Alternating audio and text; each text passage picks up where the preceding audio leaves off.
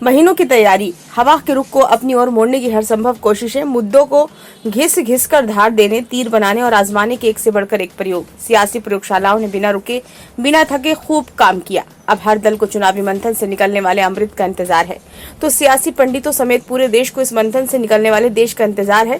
कुल मिलाकर कहें तो नतीजे न केवल सत्ता का स्वरूप तय करेंगे, ये भी तय करेंगे कि किस दल की तैयारी में कितना दम रहा, किसकी प्रयोगशाला के नतीजे बेहतर रहे तो क्यों। इस लिहाज से सबसे बड़ी परीक्षा भाजपा की ही होनी है। नतीजों की कसौटी पर सबसे अधिक भाजपा की चुनावी तैयारियों को कसा जाएगा। सियासी पंडितों का भी मानना है कि नतीजे से सिर्फ हार जीत का ही फैसला नहीं होगा, बल्कि भाजपा की रणनीतिक कौशल और तैयारियों की भी परख होगी। इसकी वजह भी है क्योंकि सबसे ज्यादा प्रयोग भाजपा ने ही किए हैं। प्रदेश में 80 सीटों को जीतने के लक्ष्य के साथ चुनावी तैयारियों में जुटी भाजपा ने बूथ से लेकर राज्य स्तर तक कई कार्यक्रम चलाए। बूथ प्रबंधन, पन्ना प्रमुख, युवा, महिला, किसान, अधिवक्ता और प्रबुद्धों सम्मेलन तो किए ही, साथ ही संवाद भी खूब किए हैं। बता दें कि अन्य दलों की तुलना में चुनाव की तैयारियों के लिहाज से भाजपा सबसे आगे दिख रही थी। भगवा ब्रिगेड ने 1 साल पहले से ही सभी लोकसभा सीटों पर जनता से संपर्क करने के लिए 45 से अधिक तरह के संपर्क, सम्मेलन, संवाद और बैठकों के कार्यक्रम शुरू किए थे। इन कार्यक्रमों के माध्यम से हर वर्ग के युवा, महिला और पुरुष मतदाताओं को साधने की कोशिश की गई। संपर्क अभियानों के अलावा भाजपा ने सांसदों के टिकट काटने से लेकर 2019 में हारी हुई सीटों, कम मार्जिन से जीती सीटों के लिए अलग रणनीति तैयार की। कई सीटों पर जातीय समीकरणों को मजबूत करने के लिए दूसरे दलों के मौजूदा सांसदों को तोड़कर भाजपा के टिकट पर चुनाव मैदान में उतारा। ऐसे में अब चुनाव के नतीजे के आधार पर प्रधानमंत्री नरेंद्र मोदी और मुख्यमंत्री योगी आदित्यनाथ के चेहरे के साथ ही भाजपा की साख की भी परीक्षा होनी है।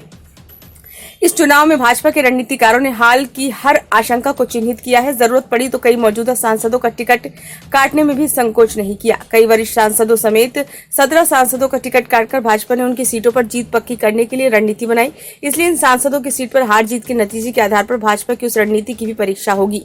इस बार के चुनाव में भाजपा ने अपने कोटे की 75 सीटों पर भले ही सिर्फ आजमगढ़ में यादव चेहरा उतारा हो, लेकिन सपा के काडर वोट बैंक माने जाने वाले यादव समाज को अपने पाले मिलाने की पूरी कोशिश की।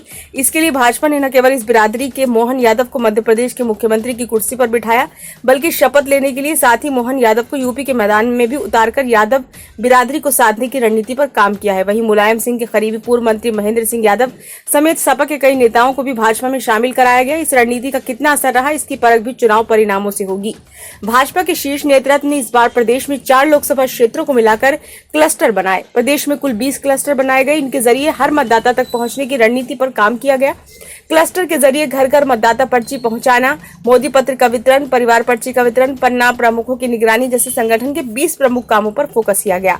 स्मार्टफोन रखने वाले सभी मतदाताओं की बूथवार सूची तैयार की गई। सूची में शामिल मतदाताओं को केंद्र और राज्य सरकार की योजनाओं की जानकारी देने के लिए 2 लाख व्हाट्सएप ग्रुप तैयार किए गए। केंद्र और प्रदेश की जन कल्याणकारी योजनाओं के सभी लाभार्थियों को एक वर्ग मानते हुए हर लाभार्थी तक पहुंचने की भी कोशिश की गई। चुनाव शुरू होने के 6 महीने पहले से ही उनसे संपर्क करने के लिए बूथवार संपर्क अभियान चलाया गया। ब्यूरो रिपोर्ट, नई दिल्ली।